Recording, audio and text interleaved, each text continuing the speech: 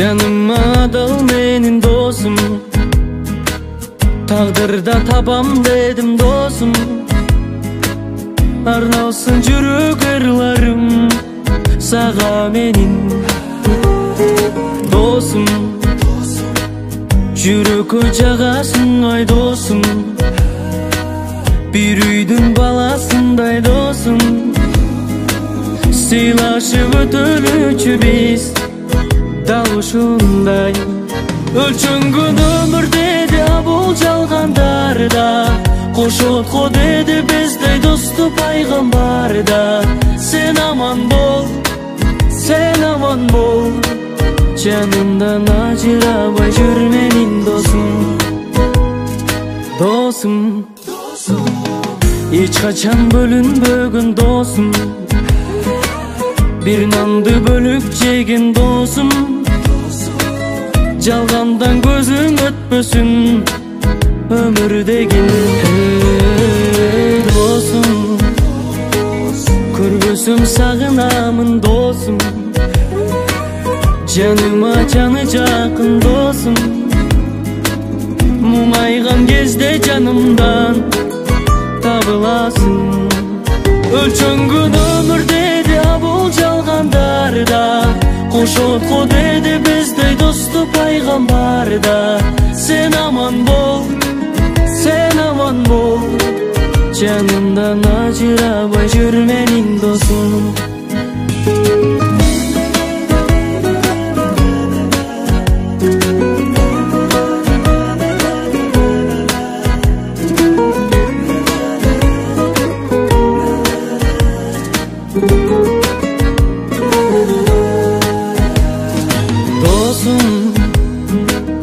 Кыйналсам бул аламда досум, мен өмүр сынаганда досум.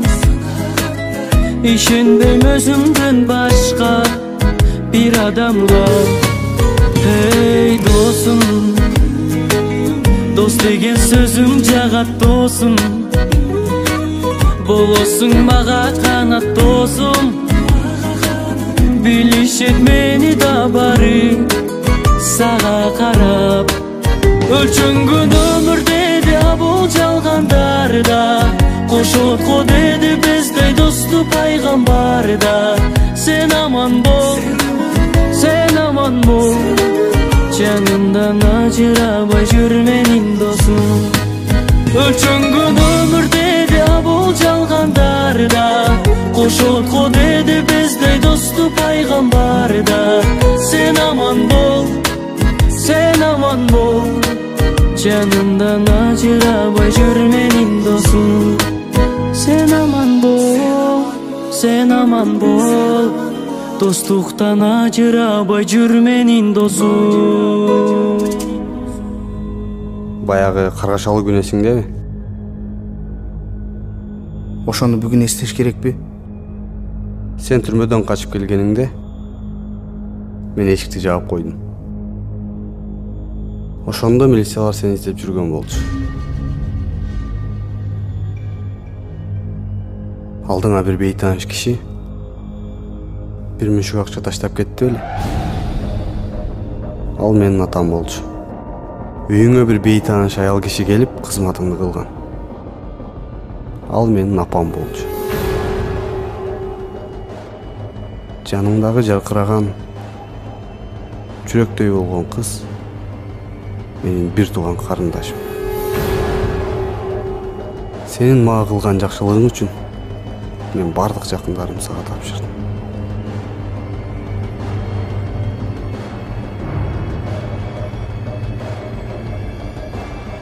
Мен сага бакыт каалайм.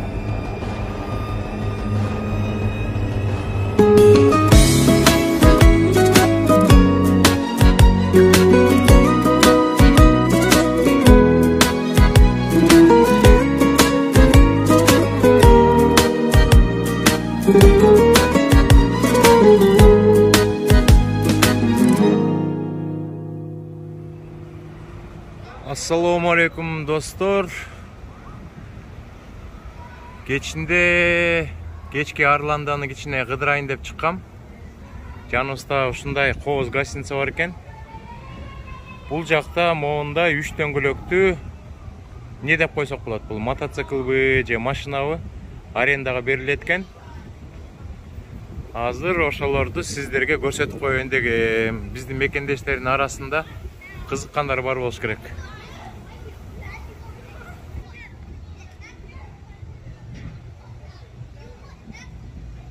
Жаңы эле Telegram каналдан прямой эфир жасап, Telegram каналдагы мекендештерге көрсөткөм. Азыр YouTube каналынан да көрсөтүп коеюн достор. Мына мондай 3 дөңгөлөктүү спорт карлар арендага берилет экен. Мыякта мына рентми деп жазып коюптур. Телефонуна чалып арендага алса болот экен. Мен дагы жолдон абдан көп көрүп калам ушундай 3 дөңгөлөктүү спорт карларды. Polaris дейт. Polaris. Абдан кызыгам, көп мекендештер кызыгат болуш керек. 2 киши отурат экен. Муну каска менен айдаш керек. Мына Флориданын номери экен. Ушундай спорт кардан 3 турат.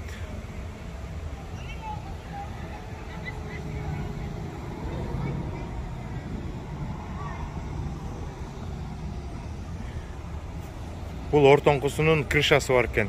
Эки четкинин үстүндө крышасы жок экен, достор. Ичи рулуна автоугон тагып коюптур. Булар дагы абдан катуу жүрөт. Астыңкы 2 дөңгөлөк бурулбайт, түз болот, только арткы 1 дөңгөлөк гана бурулат. Караңыздарчы. Красота. Арендага алып туруп bir күнгө Флориданы кыдырып чыкса болот экен, баскан бойдон. Үчүнчүсү темный цветте экен, кара цветте. Мына дөңгөлөктөрү кадимки эле машинаныкындай экен.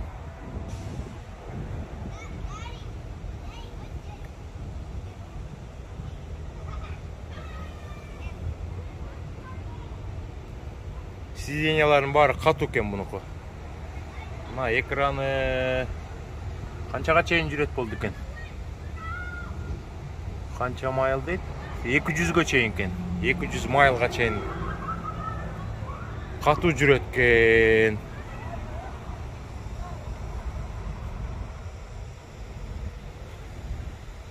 Мына алыс жакта дагы гостиницалар көрүнүп турат.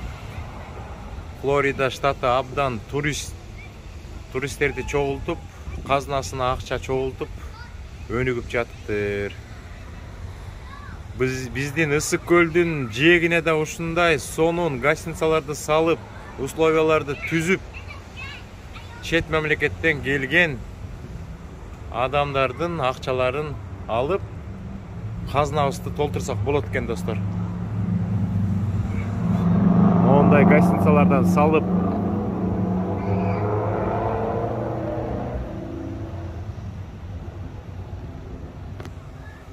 азыр гостиницанын жанынан чыгып атсам, биздин гостиницанын жанында пожар болду. 3-4 полицейский машина келди, пожарка келди.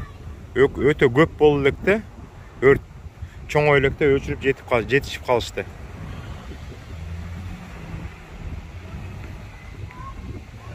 Мына кычыраган 3 спорт кар турат.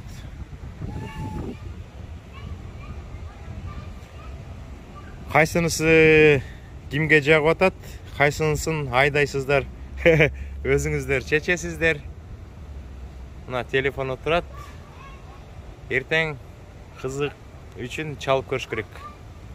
Суткасына канча алышат экен.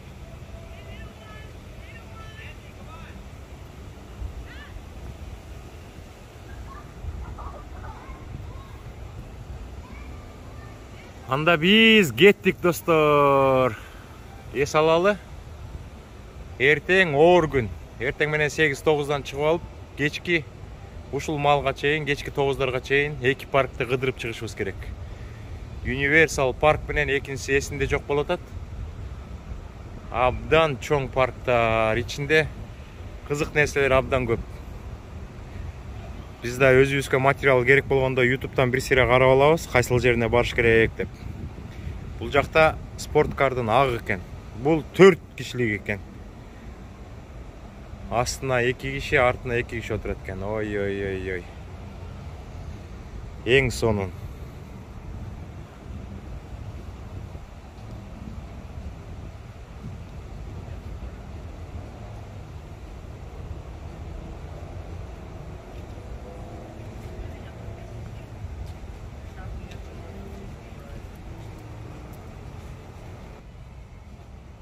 Ошондой достор.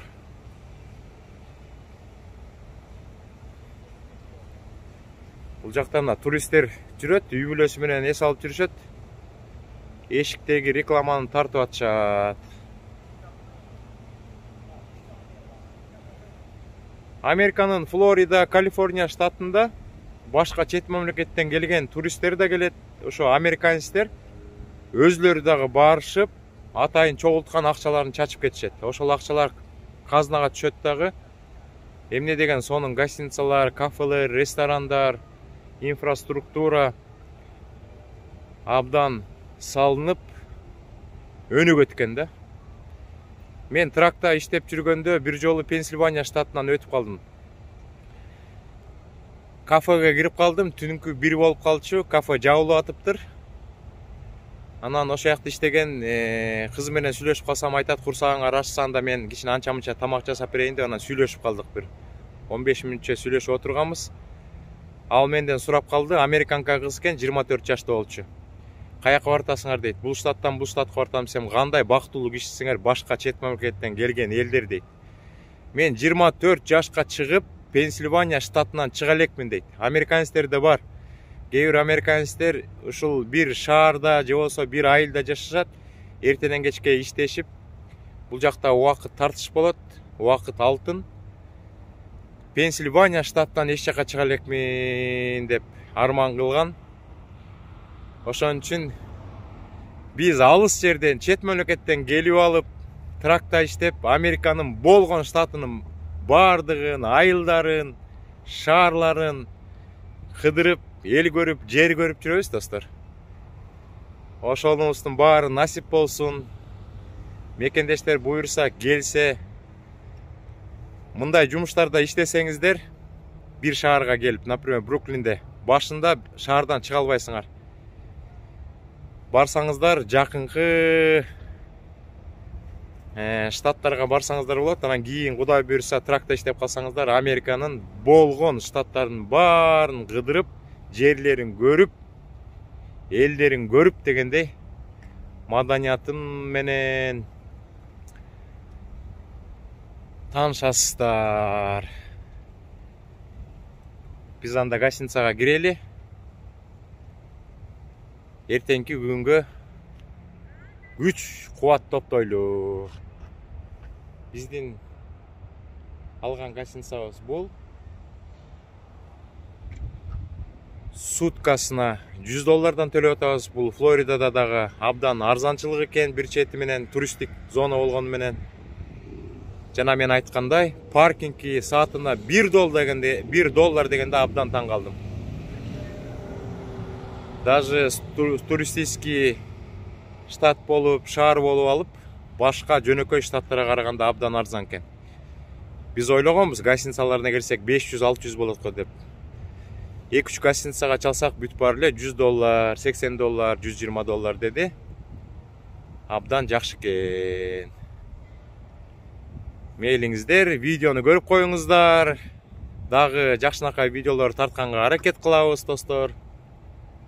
Эртең паркты кыдырып коюп, кайра бир 3,5 сааттык жол экен. Флорида штатынын Майамисине барып кетебиз. Майамиге барбасак болбой калат. Атайын эс алганы келгенден кийин хотя бы Орландо менен Майамини кыдырып кетели. Майамиде биздин татынакай кыргыз мекендешибиз өзүнүн үй бүлөсү менен эс алып атат. Бруклинде иштейт кафеде келгенден бери. Өткөндө мен телефон сурап качан кетесиңер десем, 10 январда самолетко билетибиз бар, Бруклинге учуп кетебиз дейт. Ана мен анда барам сөзсүз, Майамиге барып кезигип, видео тартам десем, жок, Видеого түшпөйм дегендей кылып калды. Бирок колдон келишинче аракет кылып көрөм. Ошо өткөндө айткан ошо дос жигит Бруклин шаарында көп жылдан бери кафеде повар болуп иштеп, айына $800 алам деп жүргөн. Кийинки видеодон кезиккенче сак саламат болуңуздар достор.